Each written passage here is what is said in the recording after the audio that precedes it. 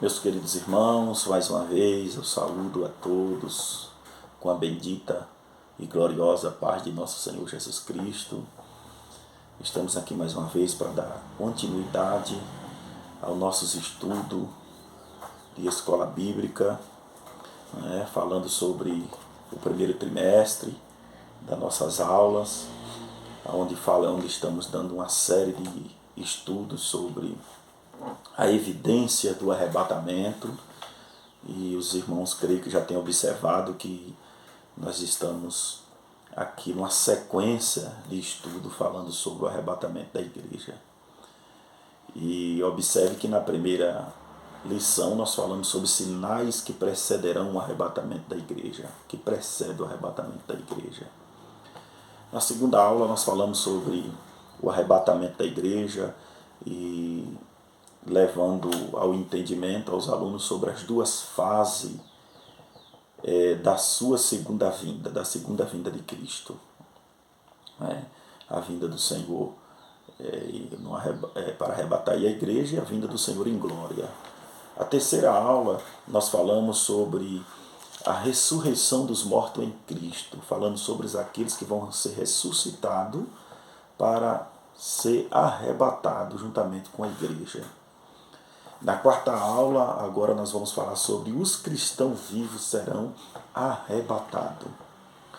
Então nós estamos dando uma sequência de estudo, creio que os irmãos já tenham observado, frisando sobre o arrebatamento da igreja, falando sempre sobre este assunto. Qual é o objetivo aqui? Deixar bem claro para os irmãos acerca do arrebatamento. E assim como disse Paulo, para que os irmãos em Cristo não venham perder as esperanças. E isso nos ajuda bastante a cada dia termos uma esperança viva dentro de nós. E que a nossa fé esteja a cada dia aumentando no Senhor. Então estamos aqui mais uma vez para dar sequência a essa série de estudos sobre o arrebatamento da igreja. E como eu disse para os irmãos, nesta feita a gente vamos falar sobre os cristãos vivos serão arrebatados. Definir como será o arrebatamento. Isso é o primeiro objetivo específico da lição. Informar como se dará o arrebatamento e como deve estar os que o aguardam. Então nós vamos falar sobre esses três assuntos. O terceiro objetivo diz assim: explicar como ocorrerá o arrebatamento. Então nós estamos dando sequência, como eu falei para os irmãos, a esse assunto que é sobre arrebatamento. E nós precisamos a cada dia estar atento, ligado sobre este assunto. Não perder tempo com coisas vãs, com palavras que desnorteiam o crente deste assunto e deste objetivo, que é o arrebatamento da igreja. Então nós vamos lá adiantar para não perdermos tempo.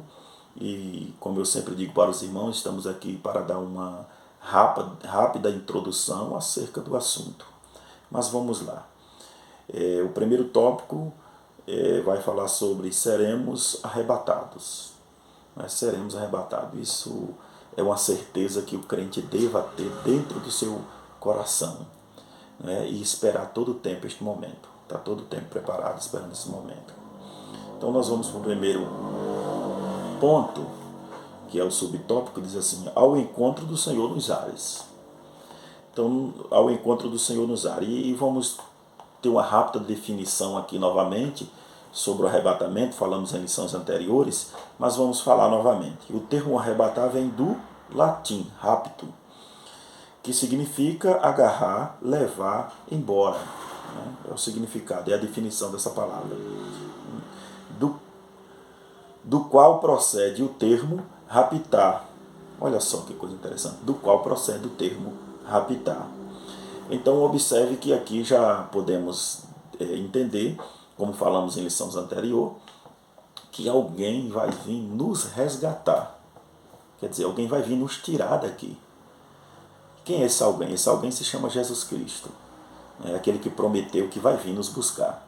Então, ele vai vir para nos buscar, quer dizer, vai vir para nos resgatar, nos tirar deste mundo tenebroso, deste mundo mau, deste mundo, podemos dizer, horrível, de tantas coisas ruins que estão acontecendo.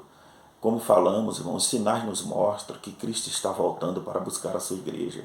Estamos vivendo agora momentos tão difíceis, por exemplo, de virose, essa virose assolando o Brasil e o mundo, pessoas sendo atingidas por essas viroses, reclamando, se queixando. Observe que a coisa não está fácil, não é? Mas temos uma esperança que alguém vai vir nos resgatar. Esse é o termo aqui, que vai vir nos tirar daqui, não é? Para nos levar embora daqui para a nossa pátria celestial, porque não somos daqui, nós somos do céu. Os crentes é do céu, não é? Então eu botei aqui, achei por bem, dando uma ênfase sobre o assunto das duas fases da segunda vinda do Senhor. Falamos em lições anteriores, e aqui falamos sobre o rapto, que é o arrebatamento, e a revelação após a tribulação, que é a vinda do Senhor em glória. No rapto haverá segredo, isso quer dizer, no rapto haverá segredo, na revelação será pública. Esse segredo aqui é porque a igreja vai ser arrebatada ao encontro do Senhor nos ares. Ele vai vir nos buscar, com o seu poder ele vai nos tirar daqui, nos resgatar daqui. Mas vai vir ao nosso encontro, mas não vai pisar nesta terra, como já falamos em lições anteriores. Mas vai vir ao nosso encontro nas nuvens e nos levar para morar com ele. Enquanto na revelação será pública, isso quer dizer, todo olho verá. Tem um versículo na Bíblia que diz assim, que todo olho verá, todo joelho se dobrará e confessará que ele é o Senhor. Então ele vai vir e pisar nessa terra para remir Israel. No rapto, Jesus ficará nas nuvens, como já temos falado, né? Vai ficar nas nuvens e nós vamos encontrar com eles lá. E na revelação virá no Monte das Oliveiras. Isso é para Israel, né? Vem remir Israel, como já falamos. No rapto virá para os santos. Na revelação virá com os santos. Olha que coisa interessante. No rapto ele vem para os santos, quer dizer, para nos buscar, para nos resgatar, como já falamos. Mas na revelação ele virá com os santos. Isso quer dizer, quando ele vir na sua segunda fase da segunda vinda, a igreja vem com ele. Glória seja dada o nome do Senhor, remida. Uma igreja, como se diz assim, transformada, com um corpo incorruptível, imortal, já vem com Cristo. Não é assim como os anjos, como disse o Senhor.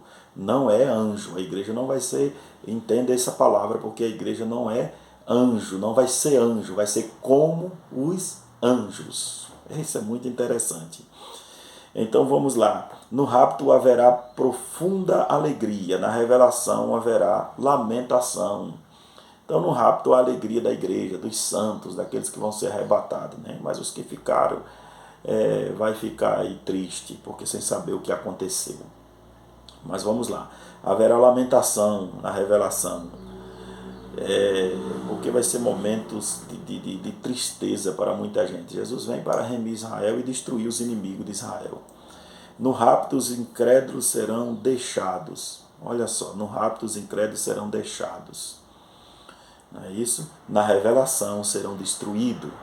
Então no rapto eles vão ficar aí. Os incrédulos que não acreditaram na pregação da palavra de Deus, que rejeitaram tudo aquilo que foi pregado, não aceitaram a Cristo, vão ser deixados para trás.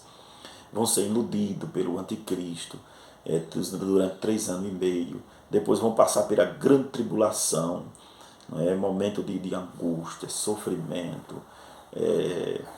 E os irmãos já vamos falar nisso em lições mais na frente. Na revelação serão destruídos, isso quer dizer, todos aqueles que se oporam a Israel, que também não quiseram a Cristo, vão ser destruídos. Isso é o que vai acontecer. Então, rapidamente, demos uma rápida introdução aqui no primeiro ponto do primeiro tópico. Nós vamos para o segundo tópico, que diz assim, pegar rapidamente. Já entendemos aqui que falamos aí em lição anterior, que ele vai vir nos buscar, né? Alguém vai vir nos buscar, mas esse alguém que vai vir nos buscar, vamos repetir algumas coisas que falamos na lição anterior, isso é muito interessante, ele vai vir nos buscar com muita rapidez, né? Vai ser muito rápido. E uma das coisas que eu coloquei aqui, que nos dá uma ilustração de como vai ser o arrebatamento, é o arrebatamento de Filipe pelo Espírito Santo de Deus.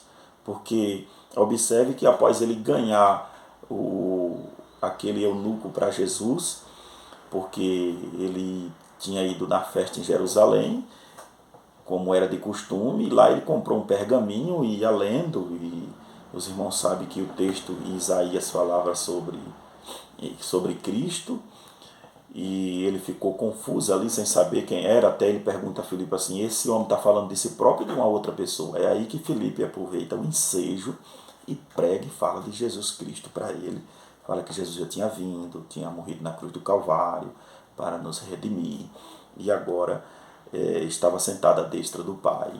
E aquilo, como se diz, corpugiu aquele eunuco, e ele como se isso foi impactado pela palavra, pela pregação da palavra do Senhor, e aceitou a Cristo e disse, agora eu quero ser batizado, não é? Eu quero ser batizado. E após Filipe batizar o homem, foi arrebatado, sabemos que ele já apareceu em outro lugar, mas isso nos dá o entendimento de como vai ser o arrebatamento da igreja. Então, veja só, isso significa, eu botei aqui, isso significa que devemos viver cada momento na expectativa da vinda de nosso Senhor, a fim de que, ao voltar, ele não nos encontre fora da sua vontade.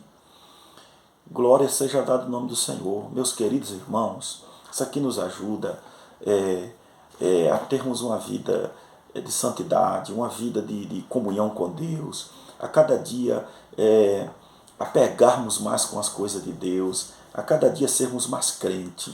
Não é? Eu fico observando nos dias em que estamos vivendo pessoas perdendo tempo com coisinhas vãs, com coisas que não têm nada a ver, brigas. Podemos ver uma vergonha na internet, homens, grandes homens, brigando um com os outros, discutindo, não é?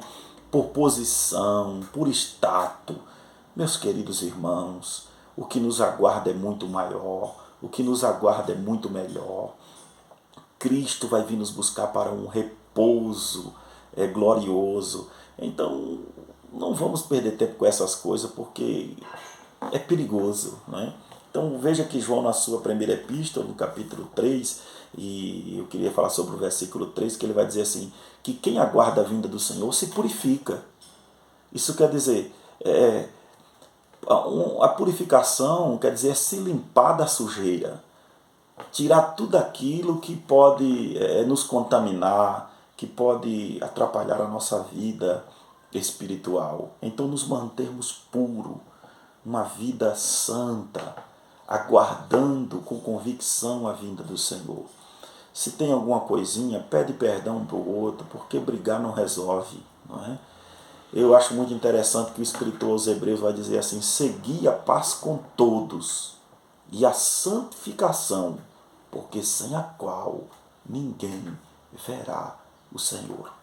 Então temos que a cada dia se apegarmos com Deus. Amém? Que Deus continue lhe dando graça e entendimento. Vamos para frente. O terceiro ponto do primeiro tópico, ele vem nos buscar através do seu amor. Irmãos, o amor de Cristo é um amor incomparável. Um amor que não dá para comparar com nada aqui desta terra. Não dá para relacionar com o amor daqui, porque Isaías diz assim, a mãe pode até esquecer do filho que viu nascer. Uma mãe que carregou seu filho 9 meses no seu ventre, ela presenciou o nascimento dele. Mas assim, ela pode até esquecer. Agora, olha que palavra gloriosa, diz assim, mas Deus não esquece de nenhum dos seus. Quer dizer, Ele não nos abandona, não é? Ele sempre está conosco. Porque eu achei interessante, eu coloquei aqui, o amor de Deus por nós não se atém ao novo nascimento. Olha, Então está relacionado ao que estamos falando aqui, Isaías, né? Não se atém ao novo nascimento. Ele nos acompanha ao longo de toda a vida até a volta de Jesus Cristo. O amor de Deus, a partir do momento, podemos dizer que é gerado um embrião, o amor dele já invadiu a nossa vida, porque é o amor de Cristo que nos mantém de pé. Isso é interessante. Os cristãos verdadeiros o verão e se tornarão como ele. Glória a Jesus. Vou só voltar aqui um pouco a leitura. Diz assim: ele nos acompanha ao longo de toda a vida até a volta de Jesus Cristo. Quando o Senhor vier, os cristãos verdadeiros o verão e se tornarão como ele. Isso quer dizer, nós estamos aqui aguardando a Cristo, desfrutando desse amor, e temos que compartilhar esse amor uns para com os outros. A Bíblia fala isso, a palavra de Deus, né? Que nós devemos amar uns aos outros, como Cristo também o amou. Diz assim: como eu dei o exemplo, fazeis também, amai-vos uns aos outros, como eu vos amei. Não foi assim que Cristo disse? Então, observe que quando ele vier, pelo seu amor, ele vai vir nos buscar. Cristo nos ama, e amou de tal maneira que deu o seu Filho único para morrer por nós na cruz do Calvário. De tal maneira, olha só, não é? Que deu o seu Filho único. Porque Romanos 3:23 vai dizer assim, que todos pecaram e distanciaram da glória de Deus. Não é? Distanciaram da glória de Deus. Então observe que amor não é esse de Deus. Amar alguém que tinha rejeitado, que tinha o abandonado, que tinha rejeitado a ele, mesmo assim ele nos amou. Isso é uma representação do amor de Deus. Então quando ele vier, nós vamos se tornar como ele. Porque veja que lá quando Deus cria o homem, ele diz assim: façamos o homem. Significa que tinha uma trindade santa ali. Um Deus trino. Não é? Um Deus ali agora com vários atributos, podemos dizer assim. E disse assim: façamos o homem conforme a vossa imagem e a nossa semelhança. Então, nós é a imagem e semelhança de Deus. Mas quando o homem pecou, ele, podemos dizer assim, que ele começou agora a desfazer a imagem de Deus nele. Como assim? A santidade de Deus que habita em nós começou agora a ser apagada. Mas quando o homem reconcilia com Deus, ele volta novamente a brilhar. Não é? Essa santidade começa a fazer parte da vida dele. Tem um hino aí, e isso é uma heresia, que diz assim, que o pecado não consegue esconder a imagem de Deus que está em você. Isso não é verdade, é mentira, viu, irmãos? Então, cuidado com letras de hinos, que não é verdade. Assim, se alguém canta é porque alguém prega. Então isso é uma heresia, porque o pecado consegue esconder. Mas diz assim, veja que Paulo vai dizer em Efésios, capítulo 2, a partir do versículo 1, ele vai dizer assim, que nós estávamos mortos em ofensas e em pecado. Na lição anterior, eu até coloquei lá algumas coisas que Deus fala sobre alguns tipos de ressurreição para com ele. E essa foi uma da ressurreição, quer dizer, Cristo nos ressuscitou. Quer dizer, ele estava morto em pecado, em ofensa, né? Mas Deus, com o seu muito amor, nos amou. Quer dizer, e pela graça somos salvos. A graça de Deus invadiu. Novamente começamos a chegar a Deus. Depois irmãos lê o texto lá de Efésios 2 e dá uma lida em todo o texto que os irmãos vão ver o quanto Deus ele é poderoso e foi transformando o homem. Foi dando uma transformação. Então, nós, quando ele vier, voltando aqui ao assunto, ele vai nos... quer dizer, agora nós vamos ser totalmente como ele. Vamos receber um corpo glorioso como o dele. Ser como Cristo agora. Porque agora apenas a palavra de Deus diz assim, que a vereda do justo é como a luz da aurora, que vem brilhando, brilhando até ser dia perfeito. Amém? Glória seja dada ao nome do Senhor. Isso significa, evidentemente, que terão um corpo novo, glorificado, adequado ao céu. Tá vendo? No céu não vamos entrar de qualquer jeito, não.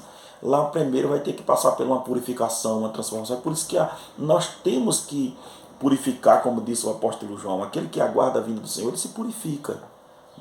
Se purifica de toda coisa ruim do pecado e mantém puro. Para que, quando Jesus vier, ele encontrar um crente que está agora buscando a presença de Deus e permitindo que Deus o santifique ele. Então Deus só santifica, diz que o vosso Deus de paz vos santifica em tudo, em todo o espírito, alma e corpo, né, para o dia da redenção. Então nós temos que dar lugar para que Cristo nos purifique, para que Cristo nos santifique, para que Cristo nos regenere, porque nós mesmos não damos conta não. É Cristo que faz isso em nós, mas para isso nós temos que se entregar a Ele, entregar totalmente a Ele, como disse o salmista. Entrega teus caminhos ao Senhor, confia nele e Ele tudo fará nas nossas vidas. Glória seja dada o nome do Senhor. Mas vamos para frente. Segundo tópico, tomar para si. Esse é o arrebatamento do ponto de vista de Cristo, pois ele voltará para tomar a sua noiva para si. Ele vai vir buscar a sua noiva. O noivo vai vir ao encontro da noiva. Então ele vai vir nos buscar para ele, para morar com ele, para permanecer com ele. E esse permanecer com ele agora é para sempre, é eterno. Então eu sempre digo para os irmãos, não tente querer estudar a eternidade, porque ninguém estuda a eternidade. A eternidade não tem início nem fim. Como é que você vai estudar uma coisa que não tem início e nem fim? Então, não tem como estudar. Mas não vamos entrar nesse detalhe. O primeiro ponto do segundo tópico diz assim, levar para outro lugar. Isso significa que Cristo vai vir nos buscar para morar no céu. Como eu botei aqui, Paulo usa essa palavra ao descrever sua visita ao céu. Paulo vai visitar o céu e ele diz assim, foi levado para uma outra dimensão, ao terceiro céu. Viu coisas grandes, inefáveis, que aos homens não é lícito contar. Deus mostrou-lhe muitas maravilhas do céu, igual eu falei para as irmãos, porém ele pediu o segredo, se não conte. Ele pediu um segredo para que ele não contasse a ninguém. Então Cristo vai vir nos buscar para a nossa pátria. E o que podemos entender aqui é que nós não somos daqui, irmãos. Tem gente vivendo aqui nessa terra como se fosse daqui. Como se ele fosse viver eternamente aqui. Não é? Construindo seus grandes patrimônios. Não é? E achando que como fosse viver aqui para sempre. Não estou dizendo com isso que você não deva construir, que você não deva adquirir alguma coisa. Mas com um objetivo.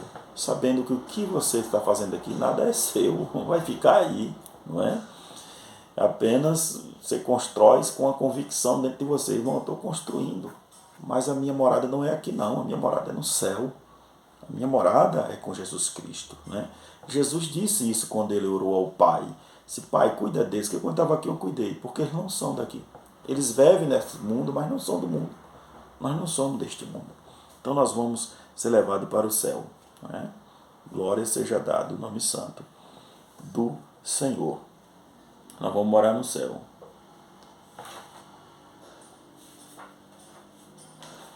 Vamos lá.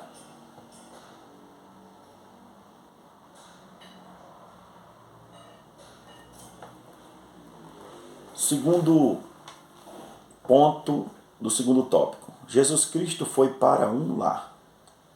Jesus Cristo foi preparar um lar para nós. Está em João 14.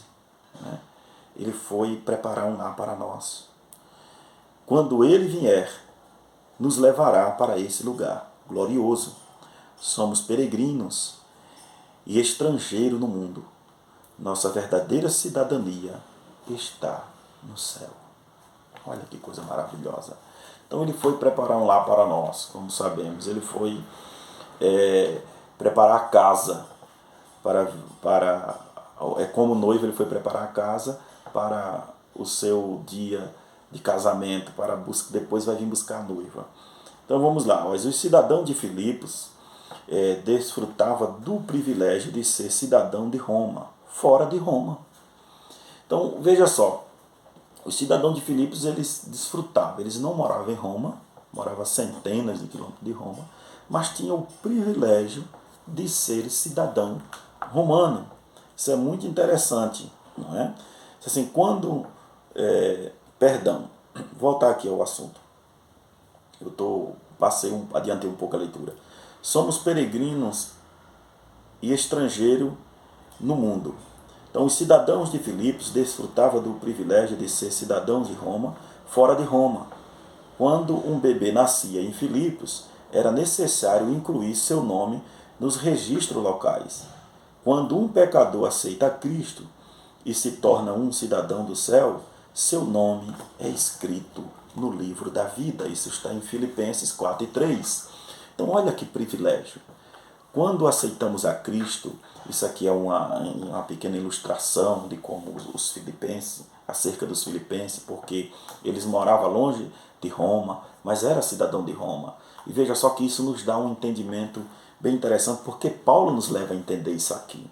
E ele diz que quando alguém aceita Jesus, ele tem um privilégio do nome dele ser escrito no livro da vida. Então, o nome dele é escrito no livro da vida. Isso quer dizer, não é? Isso quer dizer, a cidadania é importante quando viajamos para outro país. É essencial ter um passaporte que comprove nossa cidadania. O nome escrito no livro da vida é o que determina a nossa entrada no país celestial. Oh, glória! Meus queridos irmãos, olha como isso é glorioso. Então, se você vai sair daqui para qualquer outro país que não seja o seu, você precisa ter um documento que